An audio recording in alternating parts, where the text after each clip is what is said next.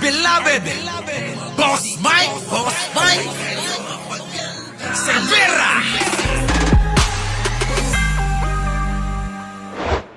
Patudyadahan ni na Senate President Pro Tempore Ping Lacson at Senator Rodante Marcoleta. Ayan na. Pero ang iringan ng dalawa, nauwi na rin sa papugian. Kayo na ang umusga. Sabi dito mga kababayan ko, yung iringan daw ay uwi na ho sa papugian. Kayo mga kababayan ko, kung kayo tatanungin, mga kababayan, ano? Ha? Sino mas pogi sa kanila? Kung papugian na lang ang labanan. Di ba? Boss Mike, iyan naman ako. Puyat ka pa niya. Oo! Puyat ako, Cybernoipe. Baka akala mo. Oo. Natalo ko ng 3,000. Kasi ganun ako magsugal, mga kababayan. Ano? Kung meron ako 5,000, hanggat hindi ko nadodoble yung 5,000, di ko titigil. Pero pag natalo na ako ng higit sa kalahati, aayaw na ako kahit talo pa ako. Mahirap kasi mga kababayan yung mga sugalor, yung mga sugarol, tulad ni Norman Mangusin, isasanla pati kaluluwa Kaya yun laging budol na lang ng budol, gano'n kasi para may pansugal. Tayo, libangan lang natin yun. Diba? Oo, like to, Jasmine. Diba? Libangan, pag natalo ka ng tama na. Diba, no? Ping, grabe ka naman, Carlo Cabinson, Ping versus Pag. Alam mo, iisa kayo ng sinasabi ni Jen. Sabi niya rin yan Si Marcoleta mukhang Pag Grabe ka naman kay Marcoleta. Gwapong-gwapo sa paningin niya sa sarili niya. Diba, Leandro Abungin, eto na. Dolores Pascual, makinig kayo. Oy, Carlo Cabinson, thank you. Eto na, pakinggan natin. Sa frontline na balitang yan, si Bean Losban. Siguro mas pogi ako sa kanya. Nakikita mo naman, di ba? Pabirong bumanat si Senate President Pro Tempore Ping Lacson nang matanong kung bakit tila lagi siyang sinisisi nang nakabangayan niyang si Senador Rodante Marcoleta.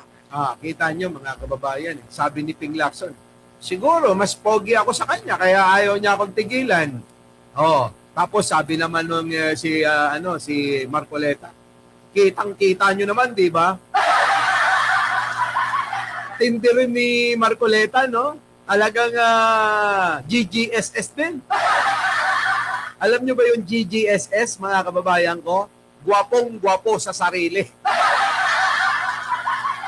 Antindi, no, mga kababayan ko, no? Kayo na lang ho, umusga. Ayoko na hong magsalita, baka makasakit po ako ng damdamin ng iba. Eto na lang, mga kababayan. Total na naman.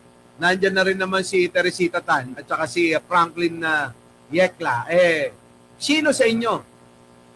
Bumoto na lang tayo. Mga kababayan ko, kung botohan ang paglalabanan, siguro, kapag Ping Lacson kayo, press 1. Kung sino mas gwapo sa kanila. Kung Marcoleta naman kayo, pagkakataon na ng mga kakampi ni Marcoleta to. Baka naman pwede sa mga ni Marcoleta press 2 kay Marcoleta. Ayan, bumoto na rin ako. So yan na ho, hindi ko na babanggitin yung kung ano yung binoto ko, makikita nyo na lang Basta ako mga kababayan, ang boto ko ay, ayan mga kababayan ko. So ngayon, mga kababayan, tuloy natin itong kanilang papugian na lang daw ang labanan. Siguro mas pogi ako sa kanya. Siguro, layo naman. Malayo. Senator Ping, malayo. Parang ikaw naman di ba? Para ka naman nakipagpapugian kay Buaye. At saka kay Lizardo, no? Putik na parang laban ng Aga Mulak at saka Max Alvarado. Diba, no? Jenny Ramos, Parang labanan ng Aga Mulak versus Max Alvarado. Ibang klase talaga. Sabi naman nung isa mga kababayan, Siguro mas pogi ako sa kanya. Nakikita mo naman, di ba? Oh, sabi nakikita mo naman kung sino, 'di ba? Oh, nakikita nyo naman kung sino ang mas gwapo, 'di ba? Putik na yan, mga kababayan ko. Kumaliar ka na ba?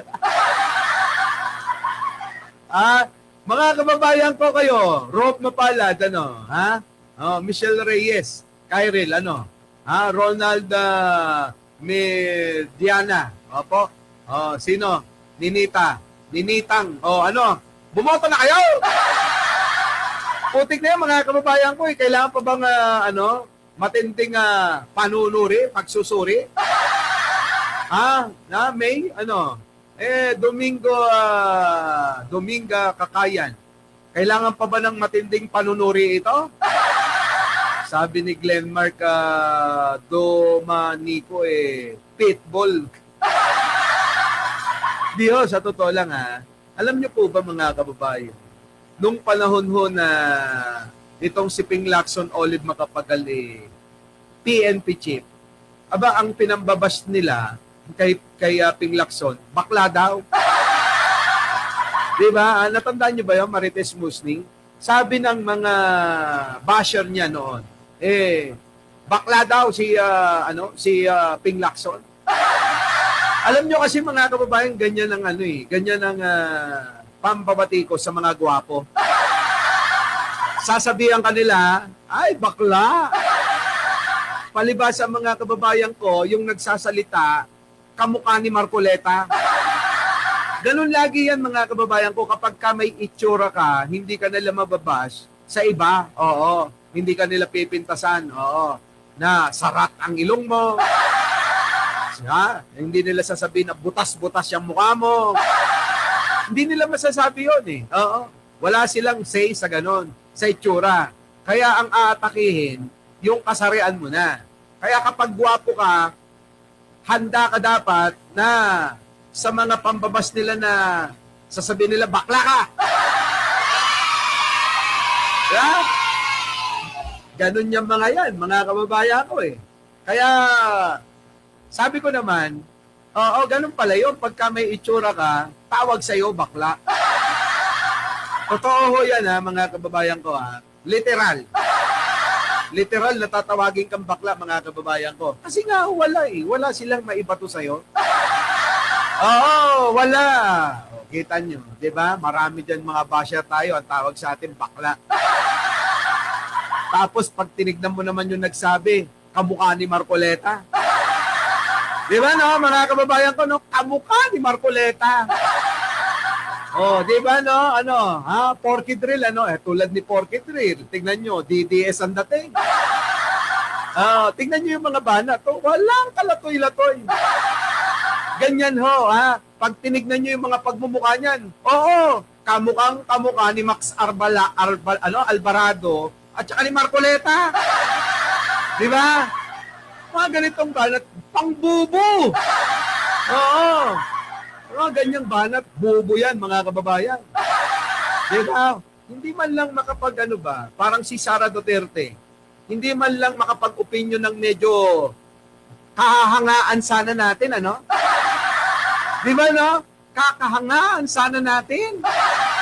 Kaya lang, mga kababayan ko, yung mga argumento pang mental hospital, Oo. Kaya pagka napansin namin dito, na gano'n yung mga banat nyo, maswerte kayo kapag napansin ko kayo. Kaya kailangan magpiesta kayo sa inyo. Magtumba kayo ng kapitbahay nyo. Ang tao pa ko eto na mga kababayan ko. Pabirong bumanat si Senate President Pro Tempore Ping Lacson. Tanong kung bakit tila lagi siyang sinisisi Oo nga. ng kapangayan niya si Senador Dante Marcoleta. Oo nga, mahilig manis ito Ewan ko ba to? Bakit ba lagi itong si Marcoleta walang ibang nakikita kundi si Ping Lacson? Hindi ko alam baka naman si Marcoleta trip na trip talaga si Ping, Baka naman si Marcoleta may tinatagong pagtingin. Mga kababayan, Pagtingin. Di ba, no? Ganyan yun eh. Yung mga, ano ba, yung the more you hate, the more you love. May ganun eh, no? Totoo yun, ano? Oo, yung the more you hate, the more you love. Eh baka naman eh, may tinatagong pagtingin nga, ano? Wag na kayong magtaka kung biglang minsan eh. Kung minsan mga kababayan eh, yumayakap siya. Kasi naalala ko mga kababayan eh, si Pangulong Bongbong biglang niyakap neto eh. Di ba mga kababayan ko? Eto na. Pasok. Matatanda ang nagkasagutan ang dalawang senador kahapon. Isa sa mga ugat niyan ang pagpuna ni Marcoleta sa umunay mabagal na usad ng report ng Blue Ribbon Committee sa investigasyon sa flood control scandal. Giit ni Lacson, hindi naman tama na sisihin siya sa hindi pag-usad ng committee report. Naman. Samantalang ang ibinigay daw nilang kopya ng report sa opisina ni Senator Marcoleta Ay. nakatenga pa rin hanggang ngayon. Ay, yun naman pala eh! Etong si Marcoleta, pala yung paninisi. Tapos pala mga kababayan, yung report hindi pa niya pinipirmahan, tapos babalik rin niya yan. Babalik ta rin niya mga kababayan ko ha. Hindi raw pirmado yung ng chairman. How would I sign a PDF? Sinabihan naman sila eh. Kaya nga. Yung signature page, yung mismong physical copy or hard copy, nasa office ko. And we kept making kulit sa mga staff nila, nabasa na ba? Kung nabasa na, baka pwedeng pirmahan na. Tapos sasabihin niya, ang reason dahil wala akong pirma, di ba that's outright lying? Sinungaling ka raw! Sa bagay, mga DDS, mga kababayan, sukdulan yung kasinungalingan nyo. Ang mga DDS, mga kababayan ko, alam nyo? Oo, ganyan talaga. Mga kahit nasaan sila, mula kay Digong, kay Sara, sa pamilya niya, sa mga congressman nila, tulad ni Suntay, di ba?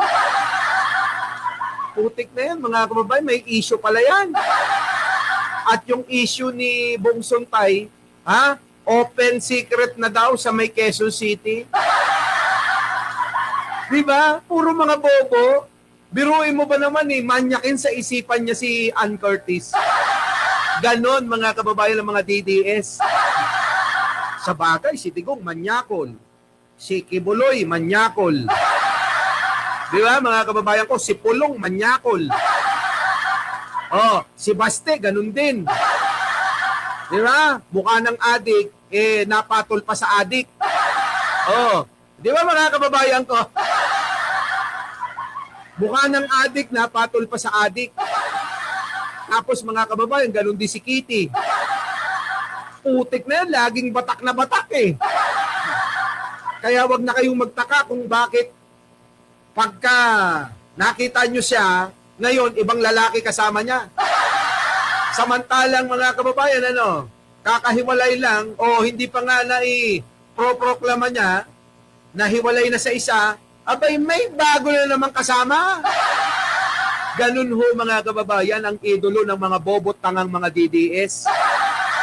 Mga adik, ganyan, mga manyakol. Biruin nyo mga kababayan ko. Hindi ako naiigit. Hindi ako naiigit kay Hindi totoo mga kababayan ko ang mga kulto ni Duterte, kung hindi mga manyakis, adik.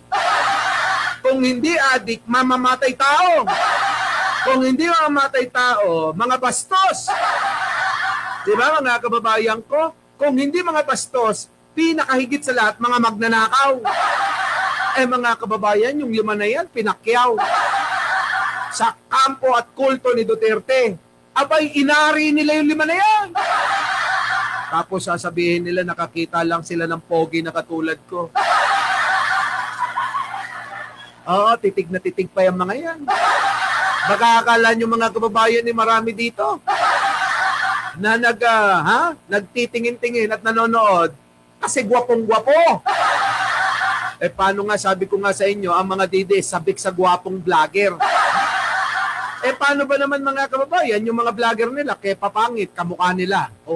Siyempre mga kababayan, nanunuyay ang mga yan. Ang pangit naman kung pangit ka na, pangit pa yung pinapanood mo. Di ba? Kaya yung mga vlogger, yung mga DDS na mga amuyong na chismoso at chismosa, pumupunta rito. Nanonood sila. Sabi nila, wala nang poging vlogger ng DDS. Di ba, mga kababayan ko, no? Dito na lang tayo kay Mike Cervera. Oo, bukod sa gwapo na, magaling pa. Di ba, mga kababayan? Bukod sa gwapo na, makinis pa. Di ba, no? Aminin nyo. Diba? Ito na. Inihayag din ni Lacson na base sa research ng kanyang staff, ginagaya lang daw ni Marcoleta ang ilang pahayag ng Ministry of Foreign Affairs ng China sa issue ng West Philippine Sea. Oo nga. What does that indicate or tell you? Di ba? So, kung gano'n ang kanyang posisyon, pinapalo niya lang ba yung posisyon ng China? Oo nga. Hindi totoo naman yung tinatanggipan nyo na bakit? Meron ba kayong ebidensya na pinagtatanggol ko China? Yung mga ganun ba, mga kababayan ko, no? Di ba? Amante Yugaw. Pinakapogi dakit ni Ngungu. Kung matitino ba yung mga DDS, mga kababayan ko? Pipili lang ng vlogger, kung yan, mga may utak talaga. Abay, vlogger nila, hindi nila maintindihan kung ano sinasabi. Pero pumapalakpak sila. Di ba? Aminin nyo. Bakit kayo pumapalakpak? Hindi nyo nga naiintindihan yung sinasabi ng ngongo. Di ba? Isipin yung maigi yan. Kung may utak talaga yung mga DDS, vlogger nyo, ngongo.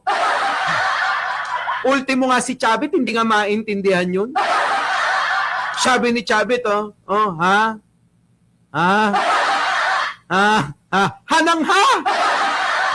Di ba? Pero yung vlogger na, manyo, yung masya yung putik na yan, ang tindi, no? Sabay palakpak yung mga DDS! Ganyan kamang mga DDS. Putik na yan, no? Ngongo yung nagsasalita, pinapalakpakan nila kahit hindi naiintindihan at nauunawaan. Ito na. Regarding the West Philippine Sea. Unsettling, to say the least, because this is national security Correct. that we're talking about. Ayon pa kay Lacson, Shoutout kay Taka Joy na taga Japan. subukan niya pang Marian Tomas. Nelson Tulin. Yung last Bumubulong yung Tignan nyo mga kababayan ko. Sabi ni Marcoleta, help me, Alan Cayetano. Hindi ko kakayanin na si Ping Lacson, no? Tapos bulong-bulong si Cayetano. Ganito gawin mo, Marcoleta. Huwag mong labanan ng papugian yan. Dahil kitang-kita naman natalo ka. Ganito gawin mo, baliktarin mo. Ganyan. Huwag kang papayag na ikaw ay matabunan. Kaya yung papugian, wag mong labanan. Tapos sabi naman ni Botomesa. May pabulong din si Botomesa, mga kababayan. Putik na yan, ingat-ingat ka. Hindi na ako safe. Hayop ka, Marcoleta. Sabi mo dati safe na ako. Sabi ni Marcoleta, napalitan niyo ako Di ba? Pinalitan niyo ako Imbis na safe ka na, wala na. Kita niyo mga kababayan, yung mga DDS, mga DDS, lapit kayo. Ito yung mga kakampi nyo. Si Boy 10K, pinangakuhan kayo na 10,000, hindi tinupad, abay, sup-sup tumbong pa rin kayo. Lapit mga DDS. Ito naman, si Jinggoy Estrada. Abay, may ebidensya na nandugas talaga siya, sup-sup pa rin kayo ng sup-sup. Ano ba gusto nyo sup-supin kay Jinggoy? Diba, no? Ganon ang mga DDS. Grabe, no, mga kababayan. Si Marcoleta. May issue din yung SALN niya, mga kababayan ko. Abay, itinago. Tapos mga kababayan ko ngayon todo ngayon yung galit para may divert. Putik na, lahat yung mga sinusup-sup nyo, ang tombong, puro may mga issue. Kung hindi mga budol, mga magnanakaw. Yaan ang idol ng mga tanga. Yan.